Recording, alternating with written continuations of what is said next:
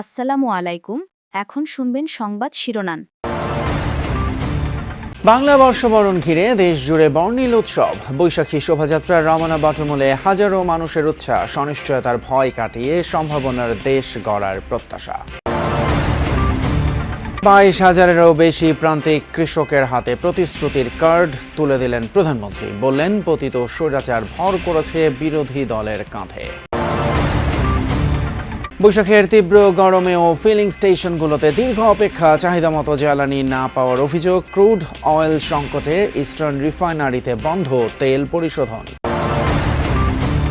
হামে মৃত্যুর মিছিল থামছেই না। 24 ঘন্টায় প্রাণ গেল আরও 9 শিশুর। 1 মাসে মৃত্যু 195 জনের। সংক্রমণ বাড়তে থাকায় আতঙ্কে অভিভাবকেরা। আসসালামু আলাইকুম। এতক্ষণ দেখছিলেন সংবাদ শিরোনাম, এখন দেখবেন বিস্তারিত। মানুষের ঐক্যতানে পুনরুত্থান হবে গণতন্ত্র। চিরায়ত বাংলার রূপ, শিল্প আর ঐতিহ্য তুলে ধরে চারুকলার শোভাযাত্রায় জানানো হয় এমন বার্তা। ছেলে বুড়ো সহ সকল প্রাণের সম্মিলনে এমন আয়োজন বিশ্বকে জানান দিয়েছে বাংলার সৌরভ এবং গৌরবের কথা। লোকায়ত বাংলার চিত্র, উপকরণ, সাজ, পটচিত্র, বাদ্যযন্ত্রাংশ কিংবা মানুষের উপস্থিতি সবই যেন এক সুরে গাইছে, এসো হে বৈশাখ, এসো এসো। মঙ্গলের বার্তা আর আনন্দের উচ্ছ্বাস নিয়ে বৈশাখী শোভাযাত্রা। সকাল 9:06 ঢাকা বিশ্ববিদ্যালয়ের চারুকলা থেকে যখন শোভাযাত্রা শুরু, তখন সারথি লাখো মানুষ। নেতৃত্বে ঢাকা বিশ্ববিদ্যালয়ের উপাচার্য ও সংস্কৃতি মন্ত্রী।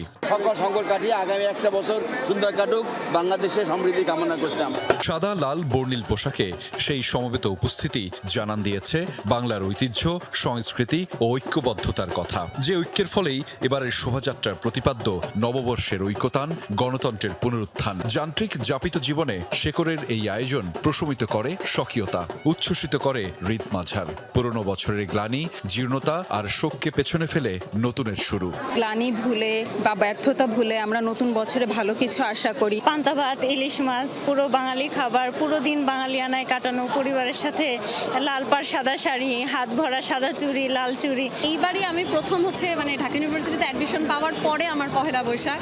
আমার খুবই ভালো লাগছে। বৈশাখ মানে হচ্ছে আমি লাল সাদা কোনো একটা শাড়ি পরবো, আমার আম্মু আমার আপুর সাথে ঘুরতে যাব, সুন্দর করে নতুন পোশাক পরবো, ঘুরতে যাব, সবার সাথে দেখা হবে।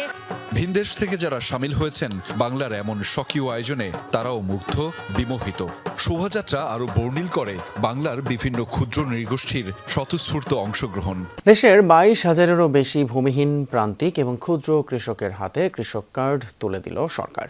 এই কার্ডের আওতায় বছরে 2,500 টাকা সহ 10টি সুবিধা পাবেন কৃষকেরা। পয়লা বৈশাখে টাঙ্গাইলের কৃষকদের হাতে কৃষক কার্ড তুলে দিয়ে কার্যক্রমের উদ্বোধন করেন প্রধানমন্ত্রী তারেক রহমান। বলেন, যতবার বিএনপি দেশ পরিচালনার দায়িত্ব পেয়েছে, ততবারই কৃষকের পাশে দাঁড়িয়েছে। বিএনপি সরকারের লক্ষ্য নিরাপদ দেশ গঠন এবং কৃষকদের আত্মনির্ভরশীল। পঞ্জিকার পাতা উল্টে বৈশাখ আসে অগ্রহায়ণ, কিন্তু বাংলার কৃষকের দিনলিপিতে বদল নেই। হাড় ভাঙা খাটুনির পর ফসলের ন্যায্য দাম না পাওয়া কিংবা ঋণের জালে বন্দী হওয়া, মাঠের সবুজ ক্যানভাসের আড়ালে এইটাই কৃষকের ধূসর বাস্তবতা। হারের দামটা এবার বাড়তি একটু, এই জন্য একটু এটা পড়তাটা একটু কমবো। ধানে আপনার 1 মণ ধান বিক্রি করলে আমি 1200-1300 টাকা পাই, তো সেই ক্ষেত্রে আমার খরচ 800-900 টাকা খরচ পড়ে যায়। সার আছে, বিষ আছে, ঘাস মারা বিষ আছে, অনেক টাকা খরচা হয়। তো আমার যে জমি আবাদ করি, এই জমি আবাদ করে কি থাকে? কিছু না। পাওয়া না পাওয়ার এই অসম সমীকরণ বদলাতেই কৃষকের জন্য কৃষক কার্ড দেয়ার নির্বাচনী প্রতিশ্রুতি দেন বিএনপি চেয়ারম্যান। ক্ষমতায় আসার 2 মাসের মাথায় টাঙ্গাইলের শহীদ মারুফ স্টেডিয়ামে প্রধানমন্ত্রী হিসেবে 15 জনের হাতে আলোচিত এই কার্ড তুলে দেন তিনি।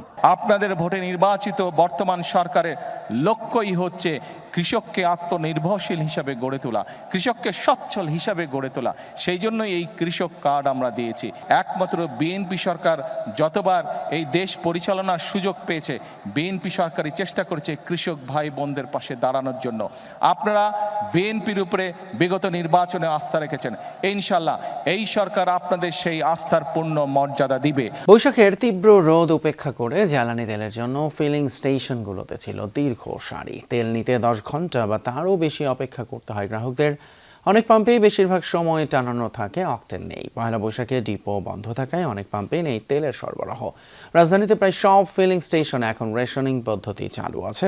বেশিরভাগ পাম্পে গাড়ির জন্য 2000 আর মোটরসাইকেলের জন্য 3 থেকে 500 টাকার বেশি তেল দেওয়া হচ্ছে না। তবে ফুয়েল পাস থাকলে সর্বোচ্চ 10 লিটার তেল নিতে পারছেন একজন গ্রাহক। বাইকাররা তেলের জন্য ঘন্টার পর ঘন্টা অপেক্ষার এই ভোগান্তি থেকে মুক্তি চান। এদিকে পাম্প মালিকরা বলছেন ডিপো থেকে আগের তুলনায় কম তেল সরবরাহ করা হচ্ছে, কিন্তু সংকটের আসল কারণ প্যানিক বাইং। আর এই কারণেই জ্বালানি তেলের সংকট তীব্রতর হচ্ছে। ক্রুড অয়েল সংকটে দেশের একমাত্র রাষ্ট্রায়ত্ত তেল শোধনাগার ইস্টার্ন রিফাইনারিতে তেল পরিশোধন কার্যক্রম বন্ধ রয়েছে। তবে প্রতিষ্ঠানটির অন্যান্য কার্যক্রম চালু আছে। প্রায় 2 মাস ক্রুড অয়েল আমদানি না হওয়ায় মজুতকৃত অপরিশোধিত তেলে শোধন কার্যক্রম চলছিল। আগামী মাসে ক্রুডের নতুন চালান আসলে আবারও পরিশোধন কার্যক্রম চালুর আশা করছে কর্তৃপক্ষ। সবশেষ গত 18 ফেব্রুয়ারি ক্রুড অয়েলবাহী একটি জাহাজ দেশে আসে, আর সেই তেল দিয়ে ইআরএলে এতদিন শোধন প্রক্রিয়া চলছিল। মজুদ শেষ হওয়ায় সোমবার বিকেল থেকে বন্ধ হয়ে যায় পরিশোধন কার্যক্রম। ইআরএল দিনে গড়ে 4500 টন ক্রুড তেল পরিশোধন করে। ক্রুড সংকটের কারণে মার্চ থেকে পরিশোধন কমিয়ে দৈনিক 3500 টন করা হয়েছিল। কর্তৃপক্ষের দাবি, সৌদি এক কোম্পানির সাথে ঋণ চুক্তির আওতায় মে মাসের শুরুতে 1 লাখ টন ক্রুড অয়েলের চালান আসলে আবারও পরিশোধন শুরু হতে পারে। আন্দামান সাগরে 250 জন অবৈধ অভিবাসী নিয়ে ট্রলার ডুবির ঘটনা ঘটেছে। ধারণা করা হচ্ছে তাদের বেশিরভাগই বাংলাদেশ ও মিয়ানমারের নাগরিক। গেল 9 এপ্রিল ভারত মহাসাগর থেকে একটি বাংলাদেশি জাহাজ থেকে 9 জনকে জীবিত উদ্ধার করে কোস্টগার্ড। বেঁচে ফিরে আসা অভিবাসীদের পুলিশের কাছে হস্তান্তর করলে প্রকাশ্যে আসে বিষয়টি। জানা যায়, কক্সবাজার উপকূল থেকে মালয়েশিয়া যাওয়ার উদ্দেশ্যে রওনা করেছিল ট্রলারটি। ডুবে যাওয়াদের মাঝে প্রায় 150 জন ছিলেন রোহিঙ্গা, বাকিরা বাংলাদেশি নাগরিক। মাত্র অতিরিক্ত ভিড় ও অসহায় অবস্থার কারণে ট্রলারটি ডোবার আগেই প্রাণ হারায় অন্তত 25 থেকে 30 জন। বেঁচে ফেরা 9 জনের মাঝে 6 জনকে পাচারকারী সন্দেহে পুলিশের কাছে হস্তান্তর করা হয়েছে। মর্মান্তিক এই ঘটনায় গভীর উদ্বেগ জানিয়েছে জাতিসংঘের শরণার্থী সংস্থা এবং আন্তর্জাতিক অভিবাসন সংস্থা। দেশে হাম এবং হামের উপসর্গ নিয়ে আরও 9 জনের মৃত্যু হয়েছে। এর মধ্যে রাজধানীতে 6, চট্টগ্রামে 2 এবং রাজশাহীতে 1 জন মারা গিয়েছেন। এ নিয়ে গত 15 মার্চ থেকে এখন পর্যন্ত প্রাণ গেল মোট 195 জনের। রাজশাহী মেডিকেলে 24 ঘন্টায় হামের উপসর্গ নিয়ে ভর্তি হয়েছে আরও 19 জন। চিকিৎসা শেষে বাড়ি ফিরেছে 17 জন। রাজশাহী বিভাগ ছাড়াও ময়মনসিংহ, চট্টগ্রাম, বরিশাল, সিলেট, রংপুর ও খুলনা বিভাগীয় হামে আক্রান্তের সংখ্যা বেড়েই চলেছে। বিভিন্ন জেলার সদর হাসপাতালে শয্যার সংকটে ওয়ার্ডের বাইরে রেখেও রোগীদের চিকিৎসা দেয়া হচ্ছে।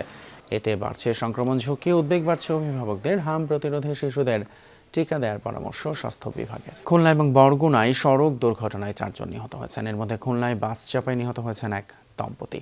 পুলিশ এবং স্থানীয়রা জানায়, মঙ্গলবার রাত 9টার দিকে খুলনা নগরীর দৌলতপুর রেলগেট এলাকায় রয়্যাল পরিবহনের একটি বাস বিপরীত দিক থেকে আসে একটি মোটরসাইকেলকে চাপা দেয়। এতে ঘটনাস্থলেই তানভীর হাসান ও তার স্ত্রী লামিয়া বেগম মারা যান। পরে পুলিশ বাসটিকে জব্দ করলেও চালক পালিয়ে যায়। এদিকে বরগুনার আমতলীতে ট্রাক চাপায় অটোরিকশা 2 যাত্রী নিহত হয়েছেন। এই ঘটনায় আহত 3 জন স্থানীয় হাসপাতালে চিকিৎসাধীন। স্থানীয়রা জানায়, মহিষকাটা থেকে আমতলীর দিকে যাওয়ার পথে অটোরিকশাটিকে চাপা দেয় ট্রাক।